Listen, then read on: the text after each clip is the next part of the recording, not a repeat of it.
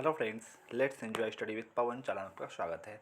आज मैं लेकर आया हूँ क्लास 9 का ज्योग्राफी का चैप्टर नंबर 2 भौतिक स्वरूप, संरचना एवं उच्चावच यानी physical form, structure and relief. देखिए, मैं इस वीडियो में केवल उन्हीं पॉइंट्स को हाईलाइट करके बता रहा हूँ जो आपके एग्जाम में पूछे जा सकते हैं, खासकर वो एग्जाम बीपीएससी टीआरई में या फिर स्टेट 2024 के एग्जाम में पूछे जा सकते हैं। और ये बिहार बोर्ड यानी एससीईआरटी बोर्ड का कंटेंट्स है। तो आइए स्टार्ट करते हैं अपने इस वीडियो को। इसमें पहला पॉइंट्स है कि भूगर्भ शास्त्रियों ने प्लेट विवर्तनिक सिद्धांत यानी प्लेट टेक्टोनिक थ्योरी के अनुसार संपूर्ण भूपरपटी को कई प्लेटों में विभाजित किया है। भारत का प्रायद्वीपीय पठार इसी का हिस्सा है। यानी प्लेट विवर्तनिक सिद्धांत के अनुसार जो है संपूर्ण भूपरपट्टी को कई प्लेटों में बांटा गया है और भारत का प्रायद्वीपीय पठार भी जो है इसी प्लेट विवर्तनिक सिद्धांत के अंतर्गत ही एक भूपरपट्टी का क्या है, वो भाग है, हिस्सा है। भारत के संपूर्ण क्षेत्रफल के 11% पर्वतीय भाग है, 28% पठारी क्षेत्र है, 18% पहाड़ी क्षेत्र है और 43% जो है भाग मैदानी है। तो ये आप लोग को परसेंटेज याद रखनी है क्योंकि एग्जाम में मतलब सीधे क्वेश्चन पूछ सकता है कि भारत का जो है संपूर्ण क्षेत्रफल का जो है कितना परसेंट पर्वतीय भाग है। तो 11% है, 28% जो है पठारी क्षेत्र है, 18% जो है पहाड़ी है और 43% जो है भूभाग मैदानी है। तो ये नीचे चलते हैं। भारत को मुख्यतः 6 भौतिक भागों में बांटा गया है। पहला, हिमालय पर्वत श्रेणी, ऊपर से ये देखते चलिए, ऊपर से हिमालय पर्वत श्रेणी। दूसरा है उत्तर का विशाल मैदान। फिर तीसरा नीचे आइए, फिर दक्षिण का पठार आ गया।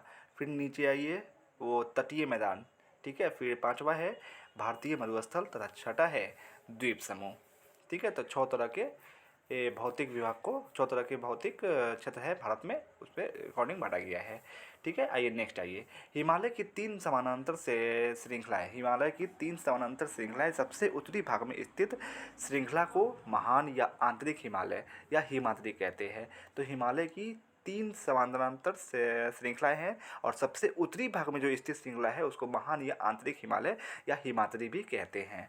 फिर नेक्स्ट आइए, उसके नीचे हिमालय के उत्तर में काराकोरम पर्वत श्रेणी है जिसे ट्रांस हिमालय भी कहा जाता है। तो हिमालय के उत्तर में क्या है, काराकोरम पर्वत श्रेणी है जिसे ट्रांस हिमालय भी कहा जाता है।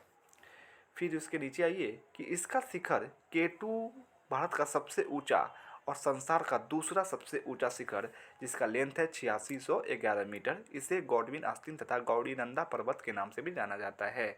अच्छा, आप लोग कमेंट्स में बताइए कि माउंट एवरेस्ट का लेंथ कितना है। आप लोग कमेंट्स में जरूर बताइएगा कि माउंट एवरेस्ट का लेंथ कितना है। M2 गॉडविन आस्तीन का लेंथ कितना है, 8611 मीटर। इसे गॉडविन आस्तीन और गौरीनंदा पर्वत भी कहा जाता है, किसको, K2 पर्वत को, ठीक है। हिमालय के उत्तर में क्या है कि काराकोरम पर्वत श्रेणी है और इसी पर्वत श्रेणी में क्या है कि सबसे ऊंचा जो पर्वत शिखर है वो है K2, जो कि भारत का सबसे ऊंचा और संसार का दूसरा सबसे ऊंचा क्या है, पर्वत शिखर है, जिसका लेंथ है 8611 मीटर। इसे गॉडविन आस्टीन और गौरीनंदा पर्वत के नाम से भी जाना जाता है। फिर नेक्स्ट है कि हिमालय के सबसे दक्षिणी श्रृंखला को बाहरी हिमालय या उप हिमालय अथवा शिवालिक भी कहा जाता है। तो हिमालय के सबसे दक्षिणी श्रृंखला को बाहरी हिमालय, उप हिमालय अथवा शिवालिक भी कहा जाता है। फिर नीचे आइए कि सावर, डेगना, दिंदवाना और कुचायन जैसे प्रदेशों में प्रसिद्ध खाड़ी पानी के झीलें हैं। फिर नीचे आइए, उत्तरी गंगा के मैदान की प्रमुख नदियाँ देखिए कौन कौन, गंडक है, बूढ़ी गंडक है, बागमती है, कमला है, कोसी और महानंदा है। फिर नेक्स्ट आइए, दक्षिण गंगा के मैदान की प्रमुख नदियाँ हैं कौन कौन, सोन है, पुनपुन है, फल्गु है, फिर चानन है। ये नदियाँ ग्रीष्म ऋतु में सूख जाती है, ठीक है। दक्षिण भारत की ये जो नदियाँ हैं सोन, पुनपुन, फल्गु, चानन, ये सब क्या होती है, ग्रीष्म ऋतु में यानी समर सीजन में क्या होती है, वो सूख जाती है। फिर दक्कन के पठार को दक्कन ट्रैप भी कहा जाता है। दक्कन के पठार क्या बोलते हैं हम लोग, दक्कन ट्रैप भी बोलते हैं। फिर नेक्स्ट आइए कि भारत की समुद्री सीमा के अंतर्गत 1256 द्वीप है। भारत की, याद रखिएगा ये डाटा आप लोग को याद रखना है क्योंकि एग्जाम में मतलब सीधे पूछ देता है कि भारत की समुद्री सीमा के अंदर कितने द्वीप है, तो 1256 द्वीप है। तथा बंगाल की खाड़ी के द्वीप समूह में लगभग 572 द्वीप है जिनके 36 द्वीपों पर आबादी पाई जाती है, ठीक है। तो भारत की समुद्री सीमा के, भारत की कुल समुद्री सीमा के अंदर कुल कितने द्वीप है, तो 1256 है। अब बंगाल की खाड़ी में केवल कितने द्वीप है, तो 572 द्वीप है। लेकिन मात्र 36 द्वीपों पर ही क्या होती है, आबादी पाई जाती है। बाकी पर सिर्फ मतलब वनस्पति वगैरह होंगे, जानवर वगैरह होंगे, उस पर मतलब आदमी सब नहीं रहता है। 572 में मात्र 36 द्वीप पर ही आबादी पाई जाती है, वो भी 572 द्वीप कहाँ है, बंगाल की खाड़ी में केवल है। तो आइए नेक्स्ट चलते हैं। फिर है प्रायद्वीपीय पठार। यह भारत के विशाल मैदान के दक्षिण में स्थित भूप्रपटी के सबसे पुराने भाग में से एक है। यह वह खंड है जो पृथ्वी के प्रथम ठोस हुए धरातल का प्रतिनिधित्व करता है। यह प्रायद्वीपीय पठार जो है, यह वह खंड है, यानी भारत का वो पार्ट है जो पृथ्वी के प्रथम ठोस हुए धरातल का प्रतिनिधित्व करता है। यानी सबसे पहले अगर पृथ्वी का कोई हिस्सा जो है जो सबसे पहले ठोस हुआ है तो वो कौन है? प्रायद्वीपीय है, प्रायद्वीप है, प्रायद्वीप जो सबसे पहले ठोस हुआ है। इसीलिए आप लोग देखिएगा कि साउथ में कभी उतना भूकंप नहीं आता, आता भी है तो उसमें उतना मतलब नुकसान वगैरह नहीं होता है। भूकंप किधर आता है? ये है हम लोग के जोन में, यानी नॉर्थ जोन में आता है। ठीक है। फिर नेक्स्ट है उच्चावच रिलीफ। यह धरातल अथवा समुद्र की तलहटी पर प्राकृतिक रूप से पाई जाने वाली ऊंचाइयों का अंतर है। ठीक है। अब देखिए कभी कभी प्लेन होता है और प्लेन के बीच में क्या होता है कि कभी भी ऊंचा मैदान होता है, ऊंचा मैदान, फिर आगे जाके प्लेन, यानी प्लेन के बीच में कहीं कहीं क्या होता है? ऊंचा मैदान होता है। वही ऊंचा मैदान को क्या बोल रहे हैं हम लोग? उच्चावच बोलते हैं, रिलीफ बोलते हैं। ठीक है। ये नेक्स्ट पैराग्राफ पर चलते हैं। अब निमज्जन क्या होता है? तो जलवायु विज्ञान में यह हवा के नीचे जाने वाली गति है। जलवायु विज्ञान में यह हवा के नीचे जाने वाली गति है। भूगर्भ विज्ञान में इसे धरातल की सतह के नीचे धंसने की क्रिया कही जाती है। यानी धरातल जब धंस जाती है उसी को सीधे आप समझिए निमज्जन बोलते हैं। तो जलवायु विज्ञान में यह हवा के नीचे जाने वाली गति है। भूगर्भ विज्ञान में इसे धरातल की सतह के नीचे धंसने की क्रिया को ही कहा जाता है। ठीक है। फिर नीचे चाहिए गोंडवाना लैंड। तो पृथ्वी की भूप्रपटी का विशालकाय भाग था। आपको पता है कि पृथ्वी की भूप्रपटी क्या थी? एक विशालकाय भूभाग है जिसे कभी ऑस्ट्रेलिया, प्रायद्वीपीय भारत और दक्षिण अफ्रीका और दक्षिण अमेरिका आदि अंग थे।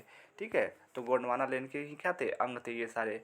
ऑस्ट्रेलिया, प्रायद्वीपीय भारत, दक्षिण अफ्रीका और दक्षिण अमेरिका क्या थे? ये सब गोंडवाना लैंड के ही एक क्या था? एक लैंड फॉर्म था। ये एक ही लैंड फॉर्म था। हालांकि फिर बाद में अलग हो गया। ऑस्ट्रेलिया अलग, प्रायद्वीपीय भारत फिर अलग, फिर दक्षिण अफ्रीका अलग, दक्षिणी अमेरिका अलग, ये सब अलग हो गया। फिर पहले क्या थे? वो एक ही लैंड फॉर्म थे वो। तो पूछा जा सकता है कि गोंडवाना लैंड में इनमें से कौन से पार्ट शामिल थे? जैसे ऑस्ट्रेलिया थे, प्रायद्वीपीय भारत, दक्षिण अफ्रीका और दक्षिण अमेरिका, ये 4 ही थे, बाकी इसमें नहीं थे गोंडवाना लैंड में। फिर लैगून क्या होता है? तो एक खारे पानी की झील जो रेत के टीलों से समुद्र से अलग हो गई है। एक क्या होता है? ये भी खारे पानी का ही झील है जो रेत के टीलों से क्या हुआ है? समुद्र से अलग हो गया है। फिर हिमानी क्या होता है? हिम या बर्फ की नदी को ही हिमानी यानी ग्लेशियर कहते हैं। फिर नीचे आइए, शिपकीला दर्रा हिमाचल प्रदेश में स्थित है। ठीक है। दर्रा क्या होता है? तो किसी पर्वत श्रृंखला में तंग रास्ते को दर्रा कहा जाता है। क्या होता है कि पर्वत श्रृंखला में रास्ते को ही क्या बोलते हैं? दर्रा बोलते हैं। ये शिपकीला दर्रा कहाँ है? हिमाचल प्रदेश में स्थित है। फिर दोआब क्या होता है? दो नदियों के बीच की भूमि को ही दोआब कहा जाता है। दो नदियों के बीच की भूमि क्या बोलते हैं हम लोग? दोआब बोलते हैं। अभिसारी प्लेट क्या होता है? तो भूगर्भीय या स्थल मंडलीय प्लेटें जो एक दूसरे के निकट आ रही है उसी को क्या बोलते हैं? हम अभिसारी प्लेट बोलते हैं। थेथिस क्या होता है? तो अंगारा लैंड और गोंडवाना लैंड के मध्य कभी थेथिस सागर था। अंगारा लैंड और गोंडवाना लैंड जो था वो लैंड का 2 पार्ट था, अलग अलग पार्ट था। तो उसके बीच में क्या था? कभी थेथिस सागर हुआ करता था, जिसके स्थान पर आज हिमालय पर्वत एवं तिब्बत के पठार के रूप में विद्यमान है। यानी आप हिमालय पर्वत आज जहाँ देख रहे हैं, यानी तिब्बत का पठार आप जहाँ देख रहे हैं, उसके नॉर्थ में चले जाइए, वहाँ अंगारा लैंड था, और साउथ में चले जाइए गोंडवाना लैंड था। ठीक है। उसके बीच में क्या था? थेथिस सागर था। लेकिन अब क्या है वहाँ पर? हिमालय पर्वत और तिब्बत के पठार है। ये कई सारे एग्जाम में पूछा भी गया है। सुंदरवन, तो विश्व का सबसे बड़ा डेल्टा जो पश्चिम बंगाल में स्थित है, सुंदरवन डेल्टा है। ठीक है। चिल्का, भारत में खारे पानी की सबसे बड़ी झील चिल्का झील है जो कि उड़ीसा में है। भारत में खारे पानी की सबसे बड़ी झील कौन सी है? तो चिल्का झील है। फिर है खादर, बाढ़ वाले मैदान के नए अथवा युवा निक्षेप को ही खादर कहा जाता है। बाढ़ वाले मैदान के नए अथवा युवा निक्षेप को ही खादर कहा जाता है। ठीक है। बाढ़ वाले जो मैदान होते हैं ना, जो नया होता है, युवा होता है निक्षेप, को ही खादर कहा जाता है। बांगर, पुराने जलोढ़ से बना विशाल भूभाग को ही हम उत्तरी मैदान को बांगर बोलते हैं। भाबर क्या होता है? तो चौड़ी पट्टी की गुटिका या विक्षेपण को, गुटिका का विक्षेपण को क्या बोलते हैं हम लोग? भाबर बोलते हैं। तराई क्या होता है? तो भाबर प्रदेश में छोटी छोटी नदियाँ लुप्त हो जाती है। भाबर प्रदेश में क्या होता है कि छोटी छोटी नदियाँ जो है वो लुप्त हो जाती है, गायब हो जाती है। किंतु दक्षिण में ये नदियाँ पुनः प्रकट होकर नम एवं दलदली क्षेत्र बनाती है, उसे तराई कहते हैं। जैसे नेपाल है कि तराई वाला क्षेत्र। ठीक है। फिर नीचे आइए, देखिए वस्तुनिष्ठ प्रश्न है, निम्नलिखित में से कौन सी चोटी भारत में स्थित नहीं है? तो माउंट एवरेस्ट जो है वो भारत में नहीं है। फिर है बिहार के उत्तर पश्चिमी किनारे पर हिमालय की कौन सी श्रेणी है? तो बिहार के उत्तर पश्चिमी किनारे पर जो है वहाँ पर शिवालिक श्रेणी है, शिवालिक। फिर नेक्स्ट आइए नीचे, तीसरा क्वेश्चन है, हिमालय के निर्माण में कौन सा सिद्धांत सर्वमान्य है? तो हिमालय के निर्माण में प्लेट विवर्तनिक सिद्धांत जो है वो सर्वमान्य है। सैंडल चोटी की ऊंचाई है, सैंडल चोटी की कितनी ऊंचाई है? 642 मीटर है। सैंडल चोटी की ऊंचाई कितनी है? 642 मीटर। भारत का सबसे प्राचीन भूखंड कौन है? तो वही प्रायद्वीपीय पठार है। ठीक है, फिर आइए नेक्स्ट पेज पर चलते हैं अब हम। हिमालय की 3 समानांतर श्रेणियों के नाम हैं, तो बता ही दी अभी। आंतरिक हिमालय, जिसको हम महान या हिमाद्री भी बोलते हैं, लघु हिमालय या मध्य हिमालय, तथा लास्ट है बाह्य हिमालय या शिवालिक श्रेणी कहते हैं। नीचे आइए, तटीय मैदान में स्थित 3 झीलों के नाम कौन कौन से हैं? तो वेम्बनाड झील, पुलिकट झील जो कि तमिलनाडु में है, और चिल्का झील जो कि उड़ीसा में है। फिर 5वां क्वेश्चन है कि पश्चिमी घाट पर्वत का दूसरा नाम क्या है? तो पश्चिमी घाट पर्वत का दूसरा नाम जो है सह्याद्री की पहाड़ियाँ है। फिर नीचे आइए, इधर नीचे अच्छा है, यहाँ है, देखिए यहाँ अंतर बताए गए हैं पूर्वी घाट पर्वत और पश्चिमी घाट पर्वत में। पूर्वी घाट पर्वत में देखिए तीसरा पॉइंट, इसकी सर्वोच्च चोटी महेंद्रगिरी यानी 1501 मीटर है। पर पूर्वी घाट पर्वत में सबसे ऊंची चोटी किसकी है? महेंद्रगिरी की है, और यह 1501 मीटर है। इसकी सर्वोच्च चोटी अन्नामुदी यानी 2695 मीटर है पश्चिमी घाट पर्वत में। फिर नीचे आइए इधर 4 नंबर में, कि दक्षिण भारत में कावेरी नदी पूर्वी घाट को काटकर होजकल जलप्रपात बनाती है। दक्षिण भारत में कावेरी नदी क्या करती है? वह पूर्वी घाट को काटकर होजकल जलप्रपात बनाती है। और इसमें आइए पश्चिमी घाट पर्वत में 4 नंबर, शरावती नदी पर भारत का सर्वोच्च जलप्रपात जोग या गरसोप्पा जलप्रपात है।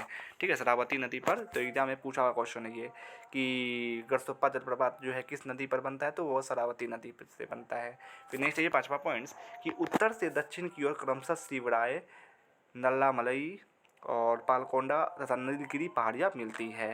फिर 5वां पॉइंट इधर आइए कि इस पर्वत को सह्याद्री की पहाड़ियाँ भी कहते हैं, यानी पश्चिमी घाट पर्वत को क्या बोलते हैं हम लोग? सह्याद्री की पहाड़ियाँ भी बोलते हैं। फिर आइए नेक्स्ट पैराग्राफ पर चलते हैं। यह 7 लाख वर्ग किलोमीटर से अधिक क्षेत्रफल में फैला हुआ है। यह मतलब कौन? मतलब उत्तर का जो विशाल मैदान है उसका बात कर रहा है। तो यह जो है उत्तर का विशाल मैदान 7 लाख वर्ग किलोमीटर से भी अधिक क्षेत्र में फैला हुआ है। पश्चिम से पूर्व तक इसकी लंबाई 2400 किलोमीटर है और 150 से 500 किलोमीटर से चौड़ा है। कौन? उत्तर का विशाल मैदान जो है वो 150 से 500 किलोमीटर चौड़ा है और लंबाई 2400 किलोमीटर है। फिर नीचे आइए, दक्कन का पठार, दक्कन के पठार को दक्कन ट्रैप भी कहा जाता है।